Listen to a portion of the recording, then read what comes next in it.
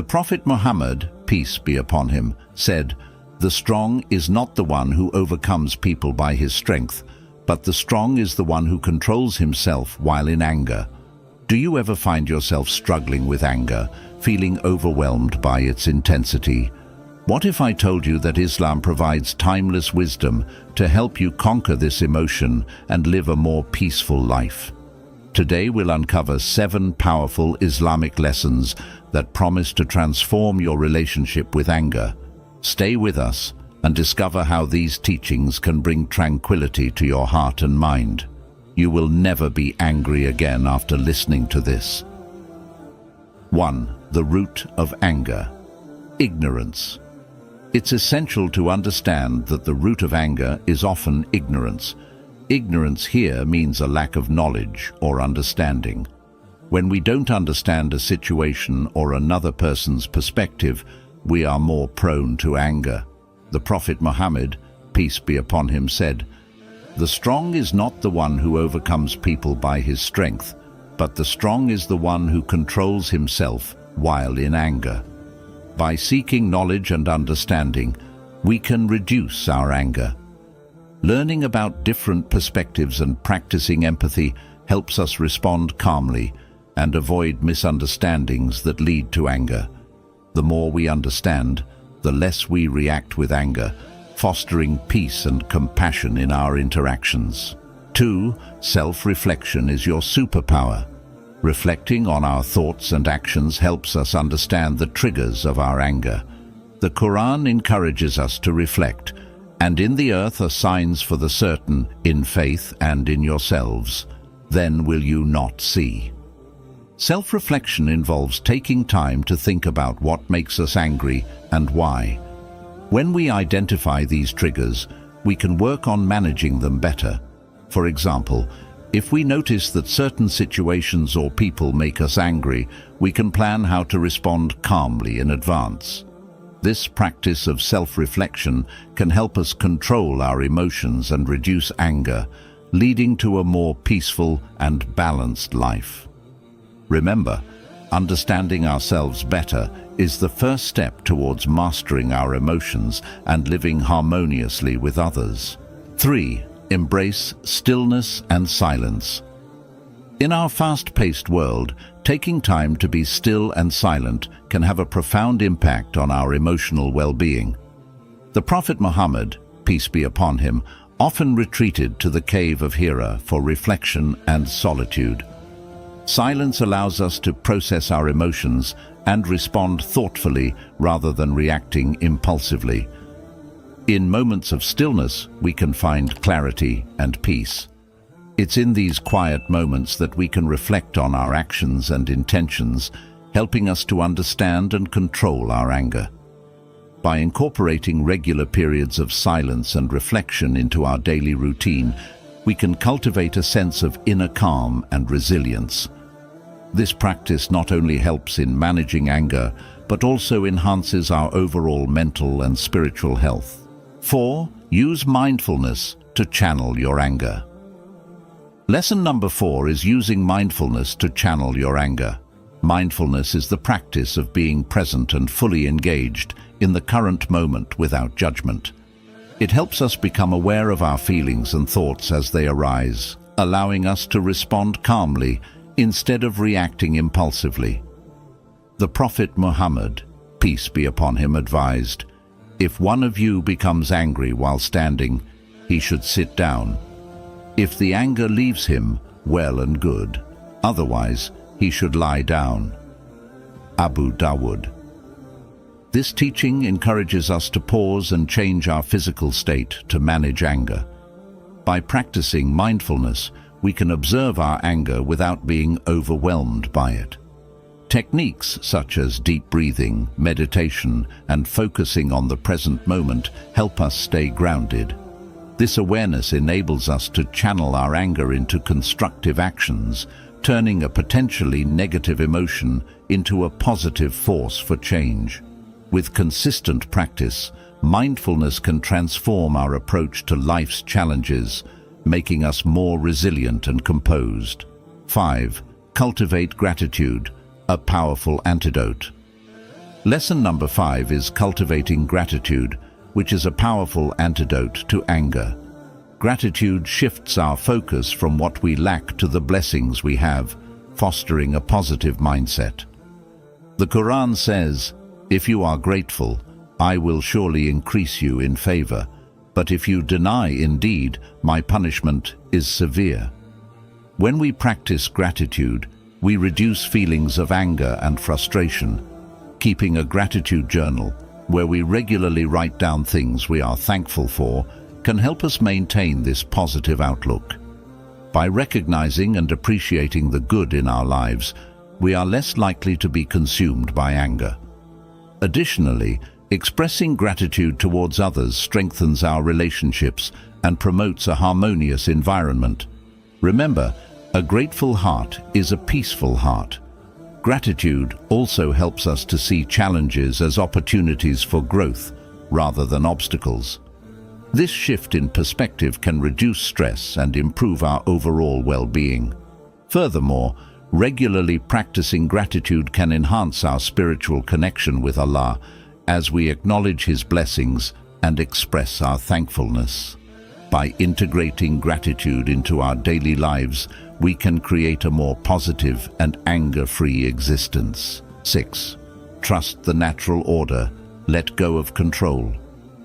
In Islam, we believe that Allah has a plan for each of us, and everything happens according to His divine wisdom. Understanding and accepting this can significantly reduce our anger and frustration. The Quran reminds us, "And whoever relies upon Allah, then He is sufficient for him." Surah At-Talaq 65:3. This verse encourages us to place our trust in Allah's plan and wisdom. Often, our anger stems from our desire to control situations and outcomes. When things don't go as we planned, we feel frustrated and angry. However, by recognizing that we are not in control of everything and that there is a higher power guiding our lives, we can find peace. This doesn't mean we stop putting in effort or trying our best. Rather, it means we do our part and leave the rest to Allah. Trusting the natural order involves acknowledging that some things are beyond our control and that everything happens for a reason, even if we don't understand it at the moment.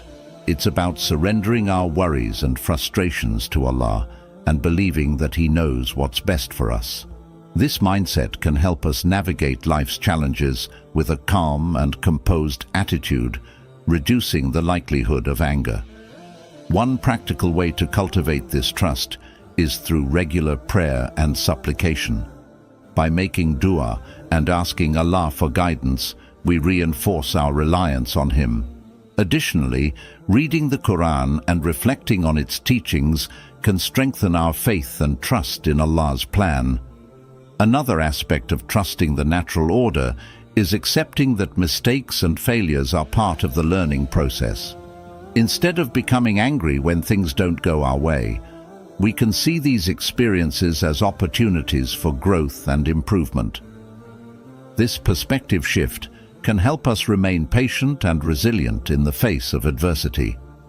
Letting go of control means being open to the idea that there are many ways to achieve our goals, and sometimes unexpected paths can lead to the best outcomes. By being flexible and adaptable, we can handle setbacks with grace and maintain our inner peace. Trusting the natural order means understanding that we cannot control others' actions or reactions. We can only control our own behavior and response. By focusing on our own actions and trusting that Allah will guide us, we can improve our relationships and reduce conflicts. This trust fosters a sense of contentment. When we rely on Allah and accept His plan, we are less likely to be disturbed by life's ups and downs. This contentment leads to a more stable and serene emotional state, making it easier to handle stress and prevent anger. Trusting the natural order also encourages us to live in the present moment. By letting go of our worries about the future and regrets about the past, we can fully engage with the present. This mindfulness reduces anxiety and allows us to respond to situations more thoughtfully and calmly. Remember that trusting the natural order and letting go of control is a continuous practice. It requires patience, faith, and regular reflection. But with time and effort, this practice can transform our approach to life, making us more peaceful, content, and less prone to anger. Embracing this mindset can lead to a more fulfilling and harmonious life, aligned with the divine wisdom of Allah. 7. Power of forgiveness. Lesson number 7 is about the immense power of forgiveness. Forgiveness is a central theme in Islam and is emphasized repeatedly in the Quran and the teachings of the Prophet Muhammad, peace be upon him. Forgiving others not only benefits them, but also brings peace to our own hearts.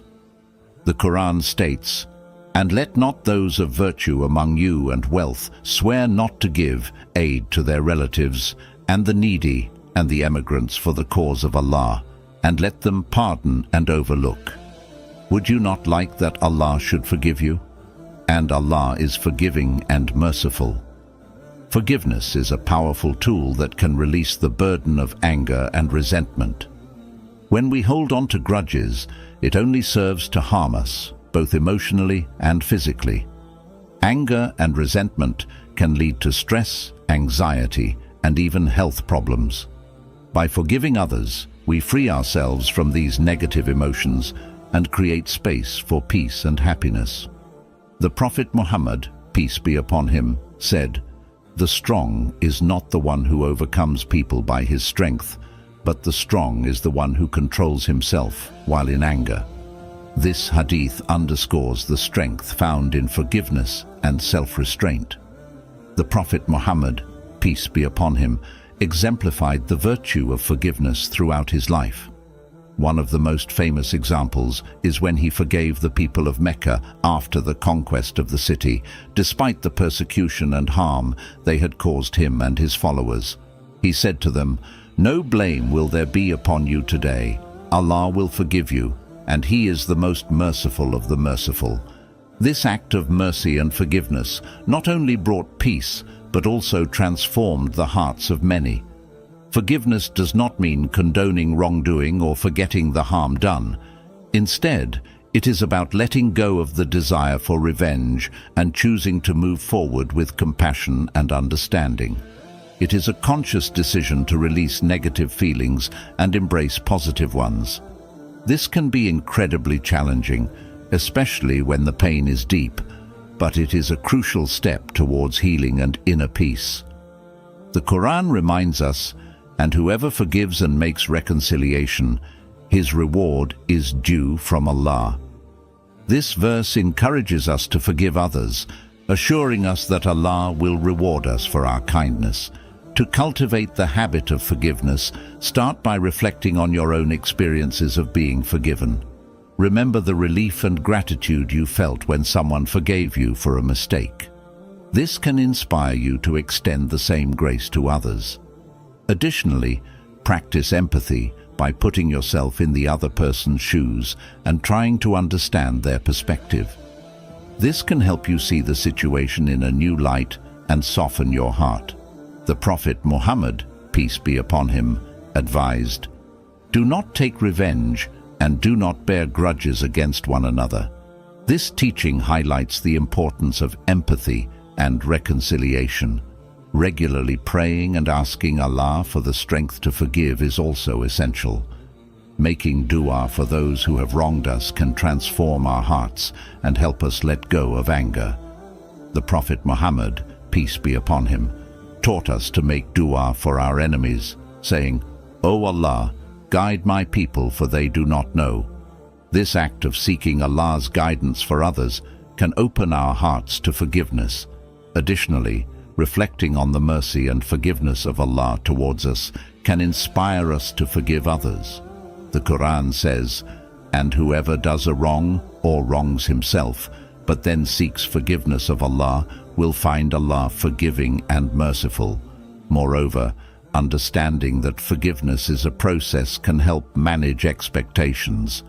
It may take time to fully forgive, and that's okay. Be patient with yourself and take small steps towards letting go of anger. Journaling about your feelings, talking to a trusted friend or advisor, and engaging in acts of kindness can all aid in the journey towards forgiveness. The Prophet Muhammad, peace be upon him, advised, "The best of you are those who are best to their families." This encourages us to start with those closest to us, fostering a culture of forgiveness within our families. Forgiveness also strengthens our relationship with Allah. By forgiving others, we seek Allah's forgiveness for our own shortcomings. The Quran emphasizes that those who forgive will be forgiven, but if you pardon and overlook and forgive, then indeed Allah is forgiving and merciful. Surah At-Taghabun 64:14. This mutual forgiveness deepens our faith and brings us closer to Allah's mercy.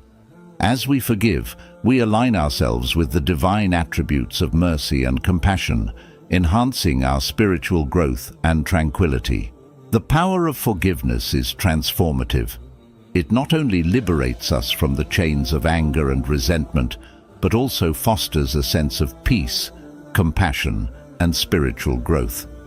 By embracing forgiveness, we align ourselves with the divine attributes of mercy and compassion, creating a more harmonious and fulfilling life. Remember the words of the Prophet Muhammad, peace be upon him, who said, "The merciful are shown mercy by the merciful.